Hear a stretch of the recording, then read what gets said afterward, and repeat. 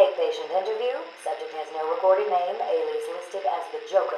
In the room is Warden Sharp and myself, Dr. Young. Oh, is this another one of those boring psych evaluation tests? No, it's not. So, you're the famous Joker. In the flesh. So, Doc, do you want me to look at the ink blots again? The first one is a kitten I had when I was a child. The second is, let's see, a dead elephant. The third is a... Funny. Now let's skip the jokes. Skip the jokes? Hey, Sharpie, didn't she get my permanent record? Be quiet, clown. Every doctor that has ever interviewed you claims a different type of psychosis. Everything from multiple personality disorders to, well, the list is endless. I do my best. Well, I don't believe it. Anything can be cured given a correct treatment. And you think you can cure me? Oh, I know I can.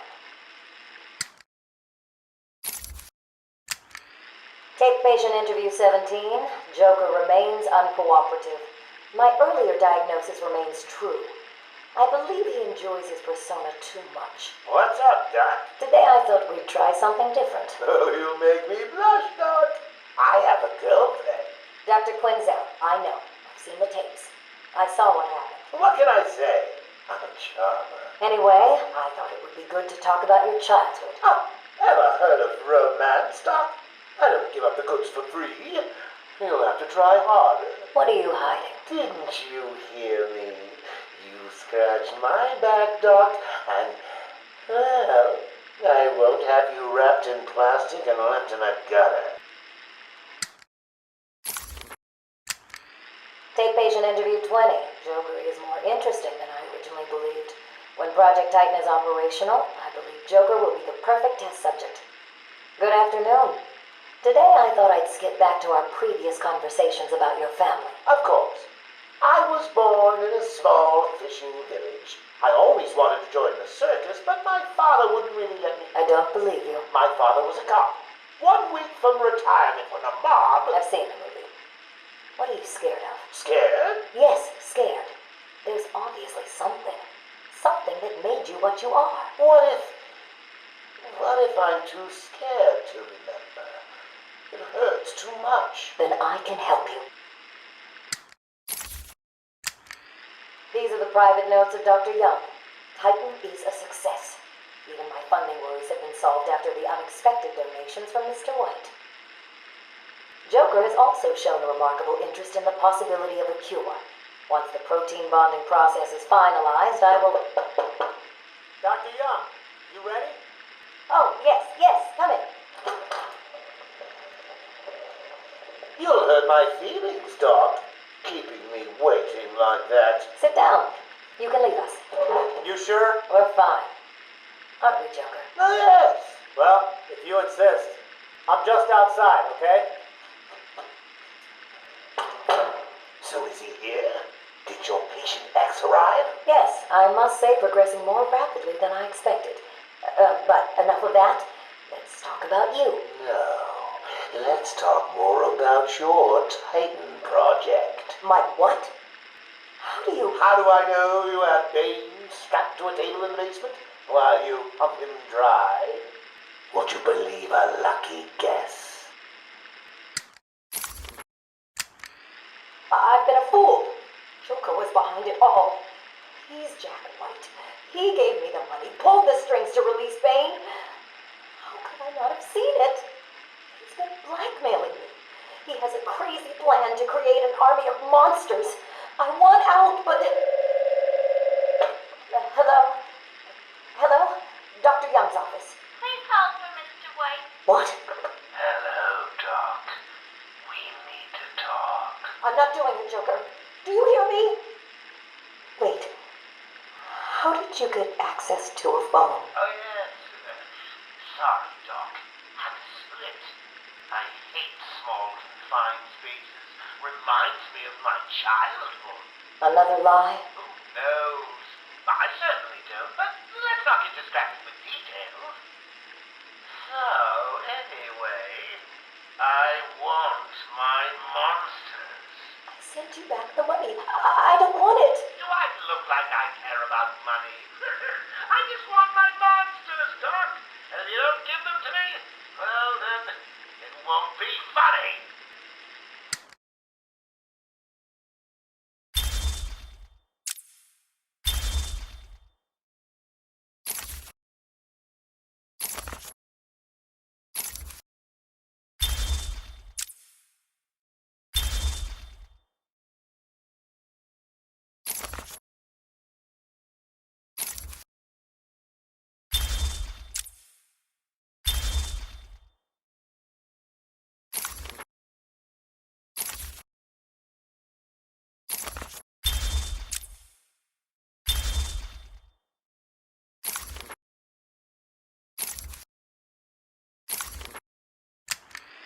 Taped patient evaluation 1. Patient name is Victor Zaz. Diagnosed clinically insane after the murder of at least 20 women in the Gotham area. Hello, Victor. I'm Dr. Cassidy. Seeing as this is our first session, let's spend some time getting to know each other. I don't need to know you, Miss Cassidy. Everything is meaningless. Don't you think that's a very negative outlook on life, Victor? You've no doubt read my file. Yes, I have. It says you come from a wealthy family, that your parents died, how you lost all the money gambling. And none of it matters. Why do you keep saying that, Victor? Because the only thing that does matter is the mark. Have you seen my work, Miss Cassidy? If you're referring to the marks on your... Of course I mean my tally marks. And I have a space for yours. Do you want to see where?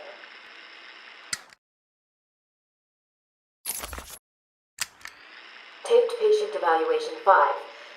Victor is not responding well to treatment. Victor, yesterday we spoke about the people you killed. Ah, the zombies. They are all people, Victor. They are zombies, continuously shuffling through the daily grind, waiting for someone to liberate them. You mean kill them? The police report states that you've murdered, or liberated if you like, 20 young women in the last 3 months. Each had her throat slit and was left posed. They were all lucky to be chosen to receive my gift. I doubt they would agree with you. Really? How about you, Miss Cassidy? As you take the elevator to your apartment each night, open the 6 locks to apartment 433. Remember you forgot to buy your cat food. Again. How do you know As where you sit down on your favorite red chair, cat on lap, just waiting for something to happen. I can make it happen, Sarah. I am your salvation. Patient's name is Victor Saz. For the record, the patient has transferred from Dr. Cassidy, who is on leave after the incident last week. Hello, Victor. Please, take a seat. Guards, you can leave us. Sorry, Doctor. Warden's orders. I can't leave you alone with him. I understand. Hello, Victor. How are you feeling today? Victor, I can't help you if you don't speak. Depressed. Does that help you? Can you get into my mind, Doctor? Why depressed? I'm just thinking about the one that got away. The one I chose. I needed the mark. I want the mark! Victor has been more subdued recently. Response to medication has been poor. Touching. Hello, Victor. Is there anything you'd like to talk about today? Touching. Victor! This is going nowhere. Touching. Guards! Touching. Get him out of here! You heard the doctor. Get out. Touching. Didn't you hear me? He's got a knife! Ah! Get a trike in him! Get a trike in him! Oh, God! He's on Bill! He's cutting him! Get him off! Get him off! We need help here!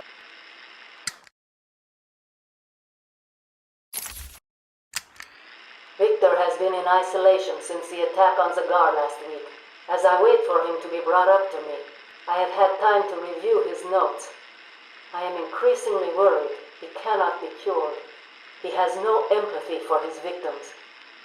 Deep down, I believe he views all of us as potential victims. Doc, are you okay?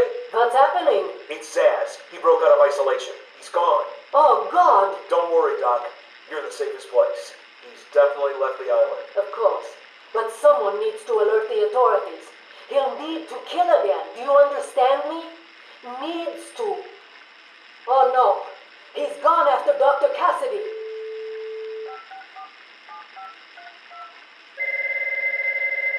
Hello? Sarah, it's Gretchen. Listen to me. Hold on, there's someone at the door. Sarah, do not answer the door. Can you hear me? Do not answer the door. It says he's free.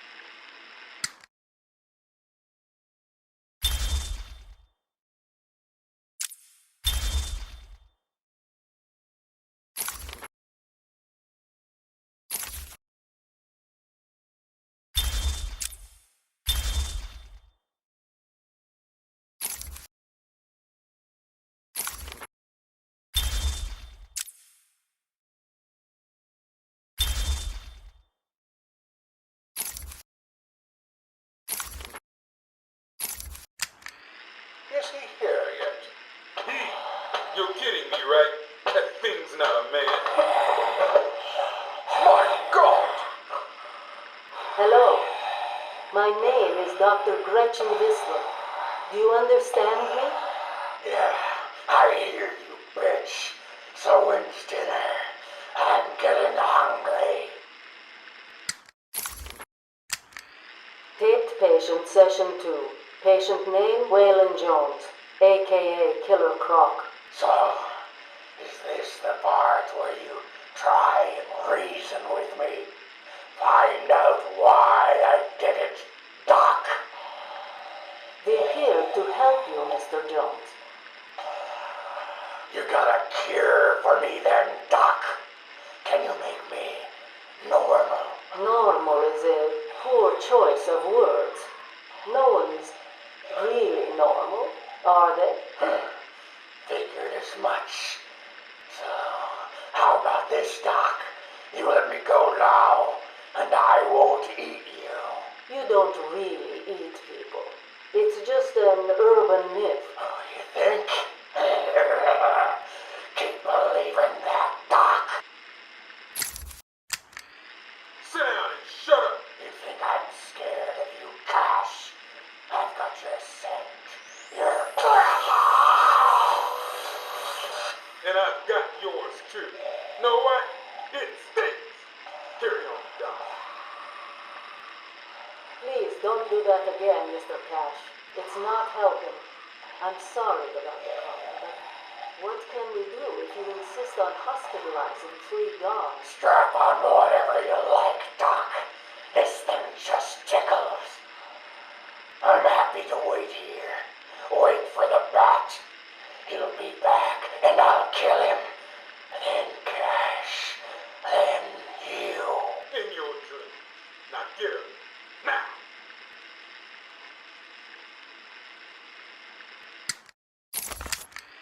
Patient interview, Waylon Jones. Progress has been slow. What happened back in that house? Just business. Business? What kind of business practices result in a house full of mutilated corpses? I don't like having my time wasted. Someone doesn't pay. They need a lesson. They owed me. So you killed them, tore up their bodies. The police never found all the pieces. They should have looked in the sewers. Are you saying you hid them there? After a while. Usually takes about 8 hours. Time to go, Croc. Get up. Patient interview. Waylon Jones, a.k.a. Killer Croc. Last night, the patient was pacified after a breakout attempt. Guardian Cash is in hospital. Reports state that the patient attacked Cash and in the struggle consumed his left hand. Cash is lucky to be alive. He lost a lot of blood. Me too. I nearly choked on that bony hand of his. That's disgusting. He could have died. He's just food to me. And once I get a taste, I want the rest of the meal. You know what I mean. Get him out of here. Now. Got your scent too, lady. I'll see you around. Tick, tock, tick, tock.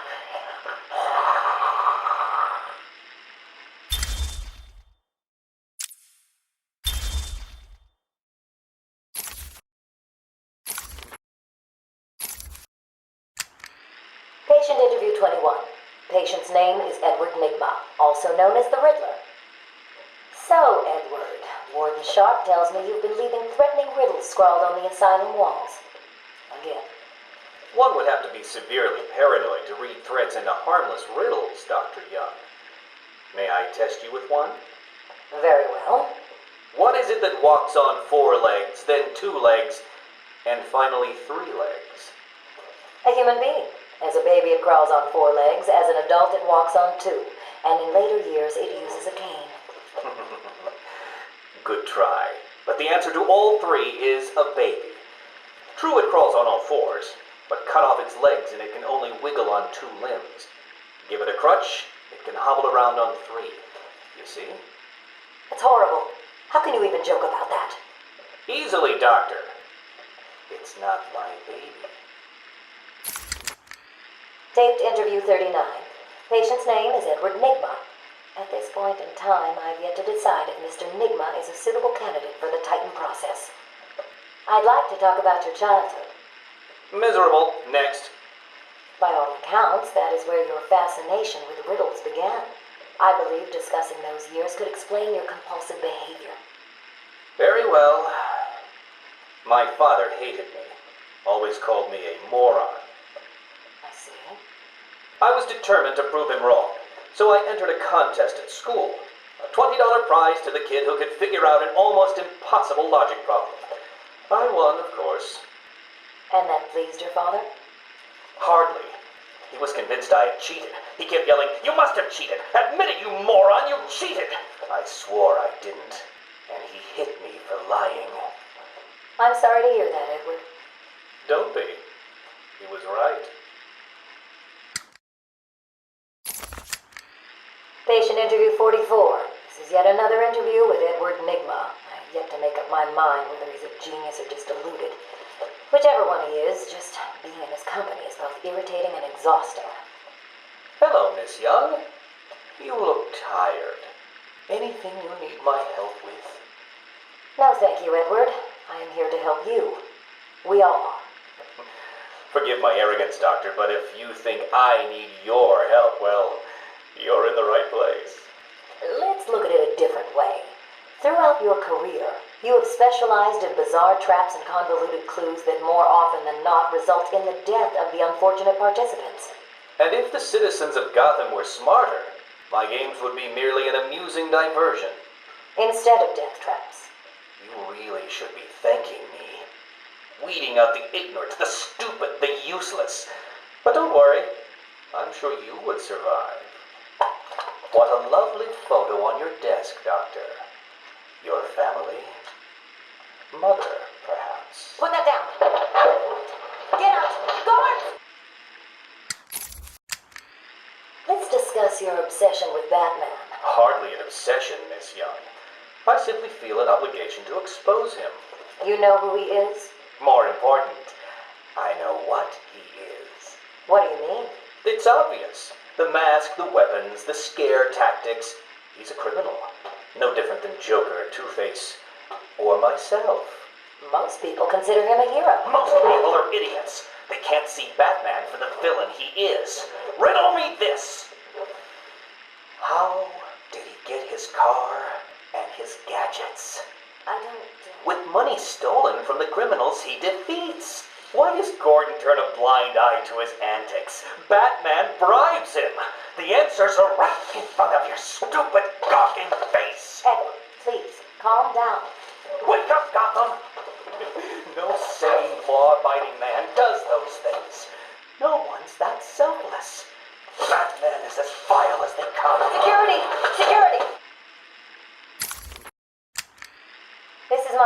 interview with Edward. I have gone as far as I can. I can no longer tolerate his mood swings and tantrums. I have more important work to be getting on with. He will be transferred to Dr. Whistler's care as of next week. Good morning, Doctor. How are you today? Fine, thank you, Edward. You're in a good mood. I'm always in rare spirits when I'm about to be released. Edward, you know you don't come up for parole for another 3 years. First thing I'll do is have dinner at that Italian place on 19th Street. Seriously, Edward. I only hope Joker hasn't completely trashed the city. Oh well, I'm sure I'll find out soon enough. Wait, have you been in contact with the Joker? He escaped Arkham weeks ago. And yet, one hears things. What things? What have you heard? Oh, something about a surprise party for Batman. I forget the rest. You know Joker. Yak, yak, yak. Edward, if you know anything, you have got to tell me. Lives could be at stake. What did Joker say? You forget, Doctor. I'm the one who asks the riddles.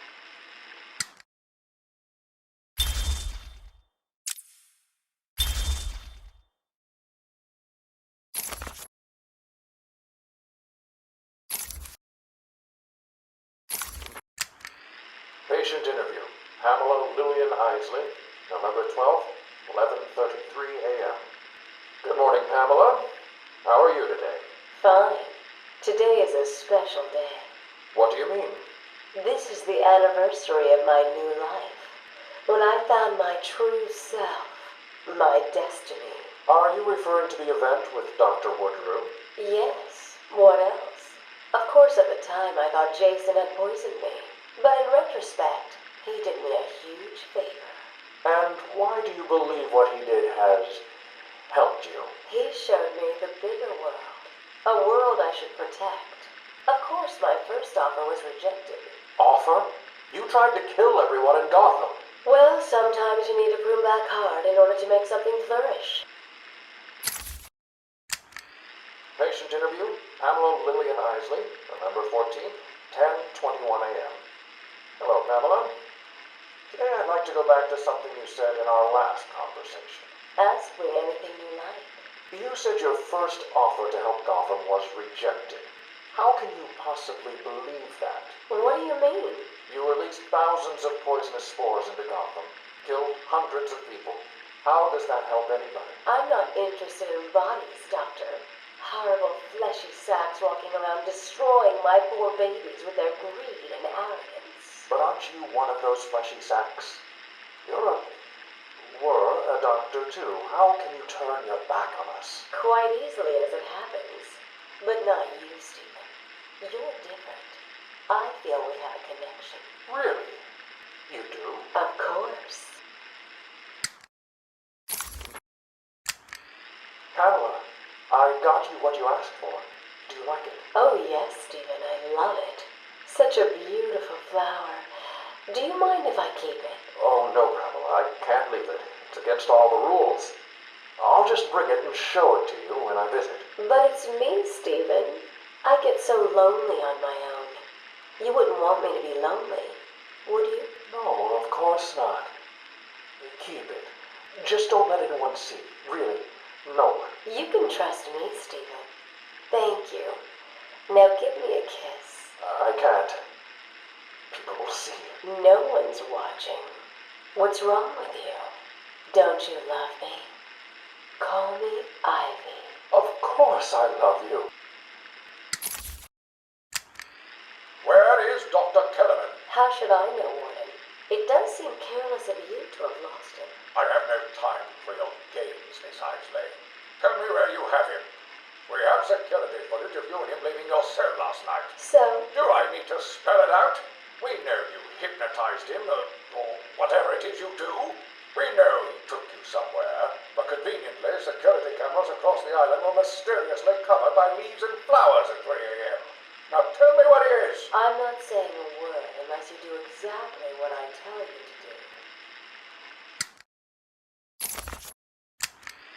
We found him, no thanks to you. The poor man could have died. So, He has a wife, a child. as do the plants he tramples underfoot. The spores he breathes in and destroys have children. Why does he deserve anything more than them? You people ignore what is happening in front of your eyes. I refuse to put the welfare of plants before the welfare of people. And that is why you will lose. There's more happening than you know, Warden. It's all connected.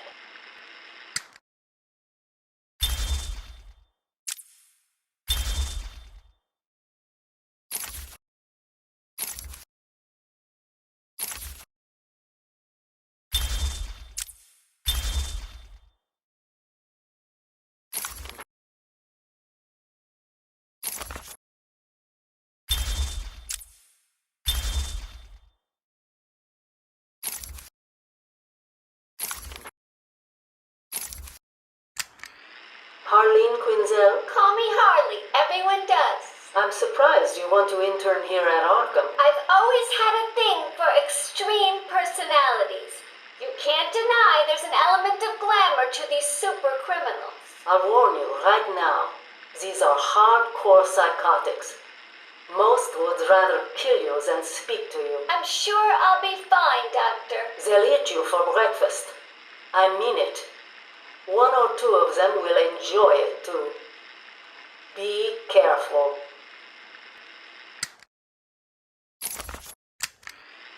Patient interview number 1. So, I'm your first, am I, Toots? Well, you know what they say, you never forget your first time. I'll try to make it memorable for you. Oh, you already have. Tell me, why do you do the things you do? Why do you think I do it? Fame, notoriety, a desire to stand out from the crowd, a wicked sense of humor. You're good. How did you figure me out, Doc? I've had doctors poking around in here for years, and no one was as astute, and if you don't mind my saying, beautiful as you. Really? You're just playing with me. Well, you'll never know, will you? Unless... Unless what? Tell me. Care to tell me how these got in my office? Simple, really. I put them there. Why? You don't like flowers? I think the guards would be interested to know you've been out of your cell. Oh, if you really were going to tell, you already would have. How do you know I haven't already? You know, sweet, I like you. I really do. Even your name. Rework it a bit and we get... Harley Quinn, like the clown. I know, I've heard it before. It's a name that puts a smile on my face. It makes me think there's someone here I can relate to. Someone who might like to hear my secrets. Really? Go on. Not here, my dear. Too many ears and eyes. Come back tonight. I'll be ready for you. He's crazy, you know. Who? Batman? No, Santa Claus. Of course, Batman. Always Batman. I've seen it in his eyes. Screaming mad stalkers. And dishonest.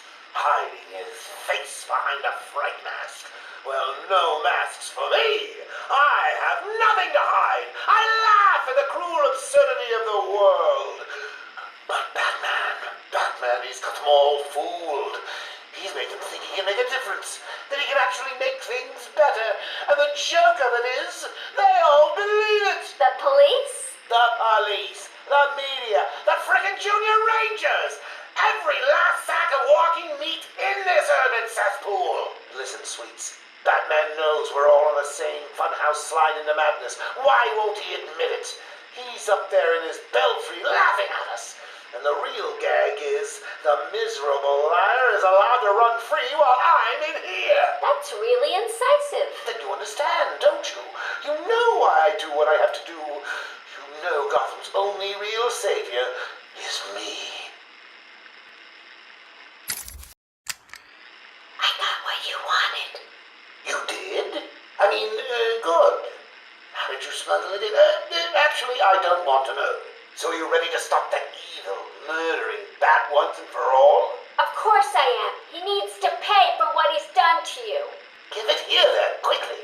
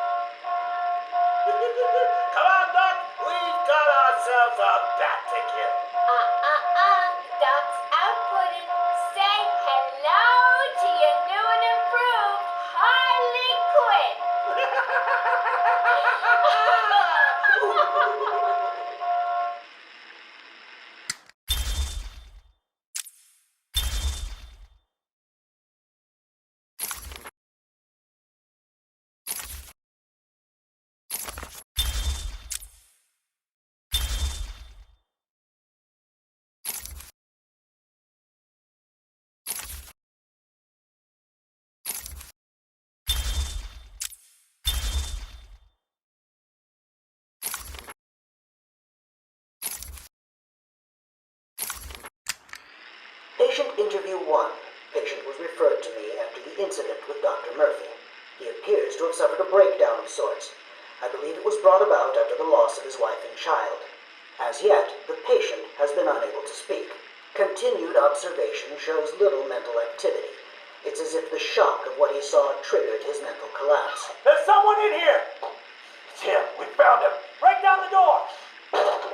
Note to self, as ever, it is difficult to continue my research under such conditions. Step away from Dr. Combs!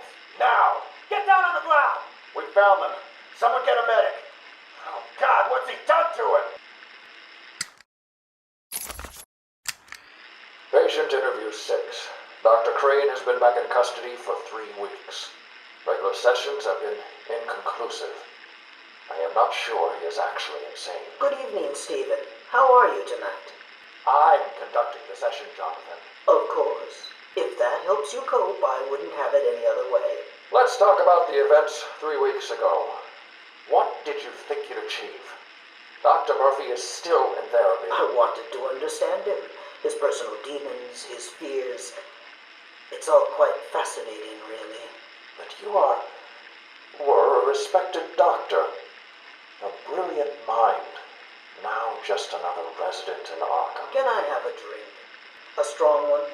This kind of question bores me. I'm afraid not. Interesting choice of words, Doctor. Tell me, what are you afraid of? Patient interview 9. Dr. Crane continues to evade questions. I believe he is quite sane, just evil. He takes no interest in the people he has hurt. His research appears to be the only motivating factor in his life. What is it about fear that drives your obsession? Fear drives everything, Stephen. Everything. Your life is governed by fear. Every decision you make is a product of that fear. Don't be ridiculous. You married your wife, Margaret, isn't it? Because you were scared of dying alone. You have children because you're scared of leaving nothing behind that really matters. You go to the doctors because you're scared of dying. Do I need to go on? No. I think that will be all for today. Guards? Today I have another interview with Crane. I cannot say I am looking forward to it. I've been feeling anxious. I don't like to admit it, but I think he's getting to me. How are you today? I keep telling you, this is my session. It was your session, Doctor, but not anymore. Are you okay, Doc? I think... Yes, Oh, he's fine. Just questioning his grip on reality. You should be doing the same any second. Mom? Is that you? Wait, what are you doing? Get off of me. Help! I need help here! I can't breathe! Like I said, you're all part of my experiment now. Asylum interview 1. My experiment is underway. Working alone, I have created my ultimate fear gas. Its potency, a revelation. They're all over me! Please, Daddy. Don't do it! Keep on. I have pumped enough gas into the medical center to break 100 minds. It should only be a matter of time before... What? Give it up. Now! How are you still standing? How come it's not affecting you? Who says it's not? I knew it. What was it like? What have you seen? Officer Cash, get this formula to the air conditioning system now. You failed, Crane. Again. I've been working with Dr. Keller in creating an antidote to the toxins in your cologne. He fooled you, Crane. How does that make you feel? Threatened? Humiliated?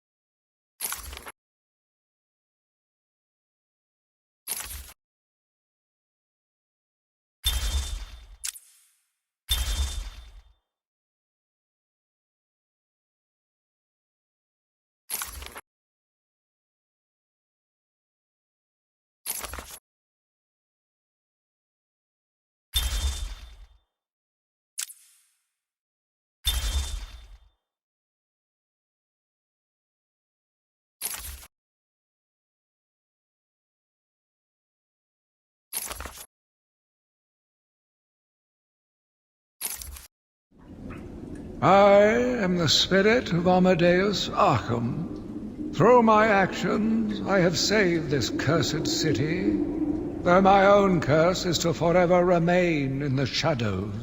My story is carved into the very soul of Arkham, and will only be revealed to those dedicated enough to discover it. My family's blood ran through the heart of Gotham. We were doctors, politicians, and teachers. We have been the organ cleaning the arterial filth from the city. We have been its servants, giving all to protect it. And still it has chosen to hurt us.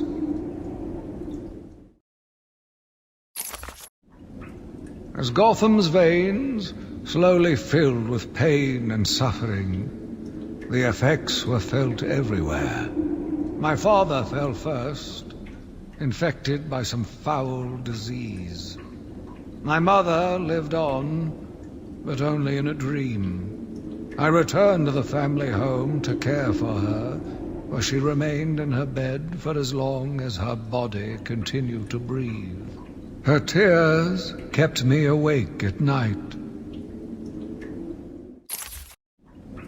My journey lasted little over a month. Visiting academics in both Metropolis and Keystone, I was exposed to a wealth of new ideas. I began my day returning home in good spirits, eager to see my wife and family. I ended it kneeling in their blood, broken fragments of my life pouring through dripping red fingers. I returned to my work, but I could not shake the pictures from my mind. I should have been repulsed, but I was more eager than ever to find an explanation for why someone would do this. They brought the animal before me, shameless and barking like a mad dog. For what felt like days, I endured his boasts. He took pleasure recounting his actions, cataloguing his depraved crimes. What should have been revenge turned to pity. This poor dog needed my help. The island changed little over the years. Its reputation was in tatters, but I vowed to fix it. As the buildings were rebuilt, I saw the future. A bright, wonderful future. New brick, metal and paint covered old wounds. Fresh blood was injected into the body. Bright new minds came, and all swore to uphold our promises. We all knew we were the ones to fix this city, and the city would thank us. My family's killer stood in front of me. Years of therapy have deemed him sane. I was proud to see him walk free. In exchange for his liberty, the state required only a signature. He talked about wanting to walk in a park, how he longed to feel fresh air on his face. And then he took my father's fountain pen and killed my secretary. As he was subdued, he screamed out, pleading for forgiveness, for pity. But I had none.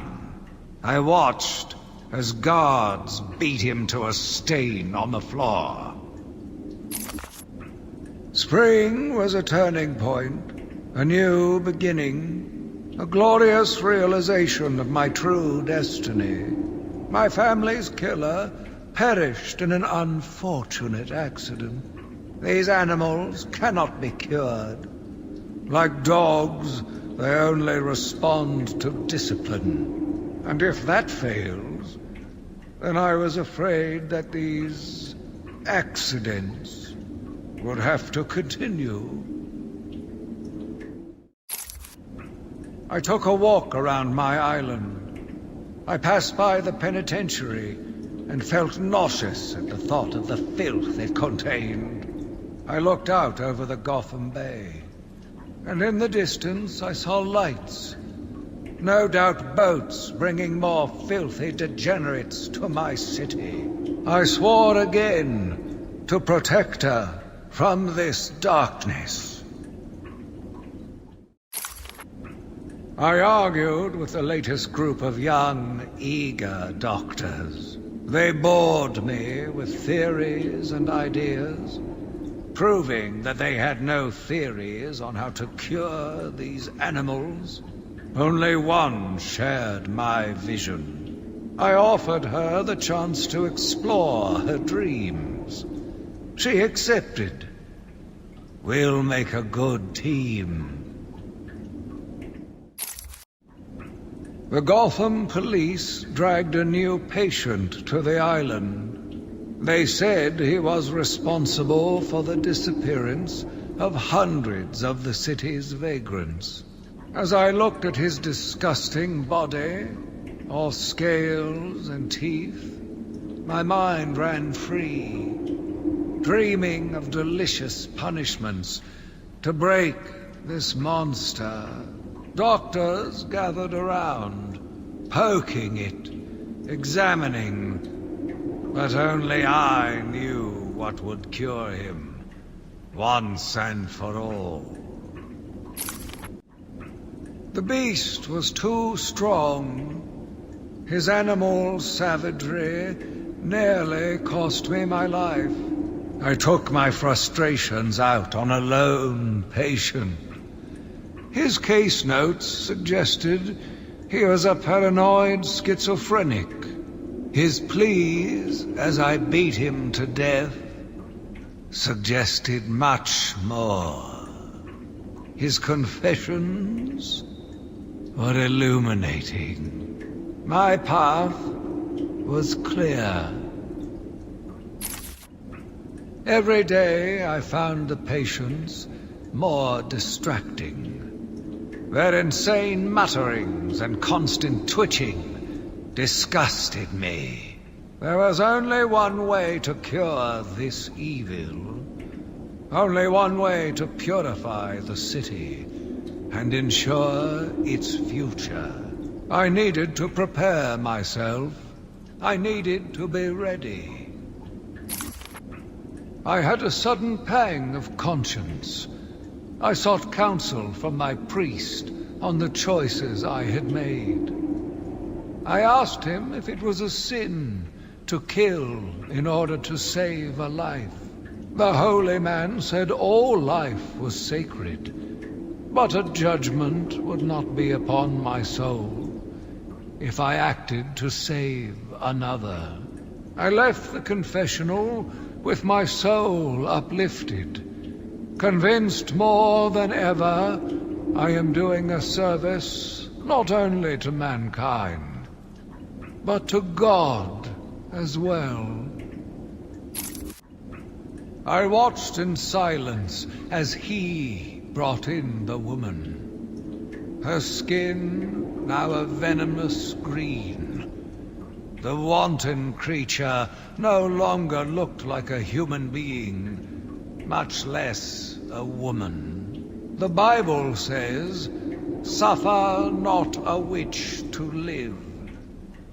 Yet he has once again delivered this female atrocity to our care.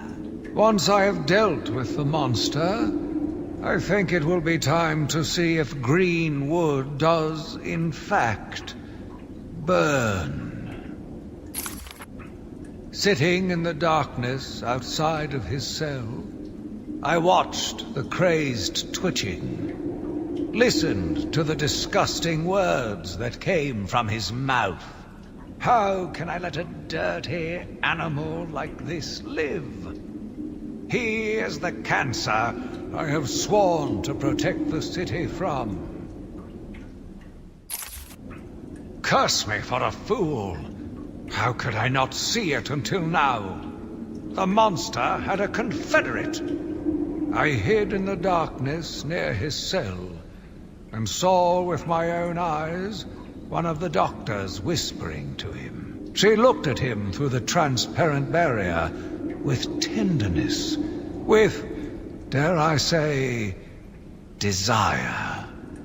My skin crawled with revulsion as she kissed the glass.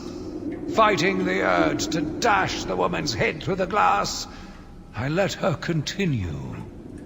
The damnable clown might have shared secrets with her that would be useful once the mad dog has been executed.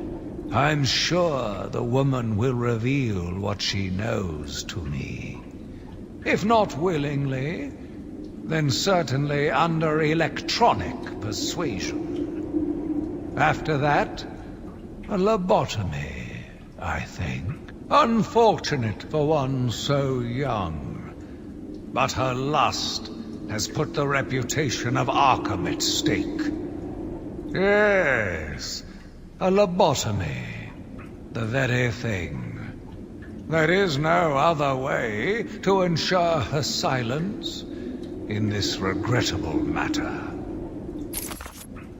Yet again, I found myself watching him. No one can provide a cure. He laughs in the face of those who try. Amadeus would not have let him live. And neither should I. One last sip of cognac, and I was ready. He watched as I entered the cell. He smiled as I showed him the knife.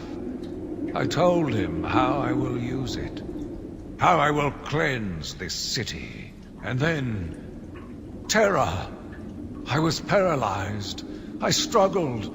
I screamed, but I was silent. The monster looked at me, expressionless. He ran my blade slowly across my forehead. A smile cracked across his horrible porcelain face, and I heard the filth fall from his mouth. He laughed and called me that horrible name.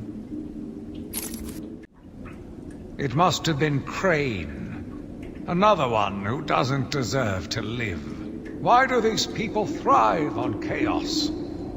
Joker, in particular, desired anarchy. And since his escape will no doubt wreak it upon my city, I feel this is the end for my diary. Joker will be recaptured. My story will be told. I am not afraid. If Arkham becomes my cell, then I will know I did my best. I will be remembered. I am the spirit of Amadeus Arkham. Even though Amadeus had long since passed, his spirit lived on, surviving, moving through the walls of his asylum. When it chose me, I felt proud. I was honored to continue his work, to cleanse this city. If you are strong-willed enough to follow my tales, you are strong-minded enough to deduce my identity. Come and find me, friend. Together, we will save Gotham. My name is Quincy Sharp, the spirit of Amadeus Arkham. You have done well to decipher my story, and I pray it has helped you on your path. I trust that through my writings you will do what is right. Please, I implore you, continue my work. This city deserves a savior. Continue my work.